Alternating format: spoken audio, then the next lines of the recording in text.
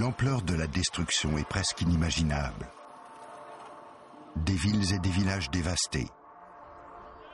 Des vies anéanties. Ceci est le domicile de la famille Alwani où 7 personnes, le père, la mère et 5 fils ont été tués. Les gens disent que le nombre de blessés est très élevé et qu'il s'agit surtout d'enfants. Ils ont été tués ou blessés à l'endroit même où ils avaient cherché à se mettre à l'abri. Syrie. Le conflit a poussé 4 millions de personnes à fuir leur domicile.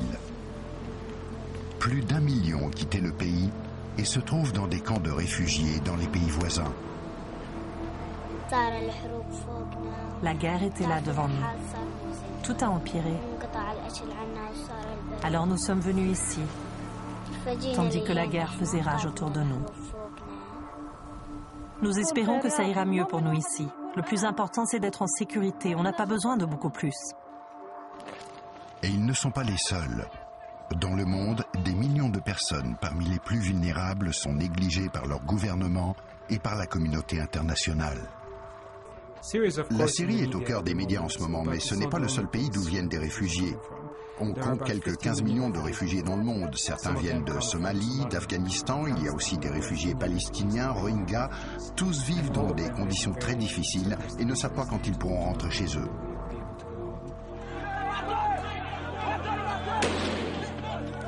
Au Mali, les affrontements pour le contrôle du nord du pays ont fait des centaines de morts et conduit des milliers de personnes à fuir. Là où il y a des conflits et les populations sont forcées à fuir, les femmes et jeunes filles semblent être plus à risque. Le viol et les violences sexuelles sont une menace réelle. Ils m'ont menacé avec une arme à feu. Si vous ne leur donnez pas votre argent, ils vous tuent. Si vous ne leur donnez pas ce qu'ils veulent, ils vous violent.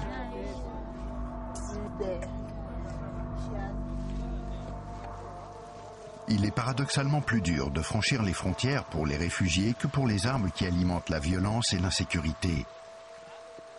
Il y a 2 mois à New York, 20 ans de pression publique sur des gouvernements du monde entier ont abouti à l'adoption d'un traité sur le commerce des armes, visant à bloquer les livraisons d'armes là où elles risquent d'être employées pour commettre des violations des droits humains.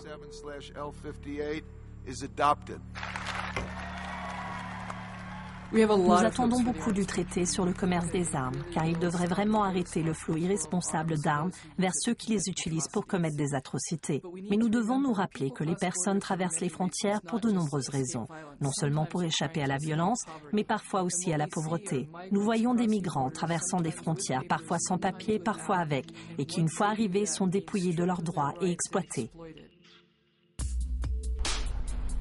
Beaucoup de pays veulent une main-d'œuvre bon marché, mais ne semblent pas prêts à reconnaître que chaque travailleur migrant a des droits. Un ouvrier est aussi un être humain. Il a par ailleurs sa propre manière de vivre. Ce n'est pas un animal que l'on emprisonne et muselle pour le rendre corvéable à merci. Du fait de l'exode économique, des dizaines de millions de personnes passent de pays en pays. L'Europe dépense des millions d'euros pour protéger ses frontières. Cela a pour effet que ceux qui essaient d'y rentrer sont souvent détenus, victimes de discrimination et privés de leurs droits. Quand il s'agit de contrôler les frontières et les migrants, les gouvernements affirment qu'ils peuvent agir comme bon leur semble dans l'intérêt de la population. Mais ils oublient que les droits humains sont fondamentaux et non négociables. Le monde devient de plus en plus dangereux pour les réfugiés, les migrants et les déplacés en général. La communauté internationale et les dirigeants politiques doivent assumer la responsabilité conjointe de la protection des droits des millions de personnes déplacées et chassées de chez elles.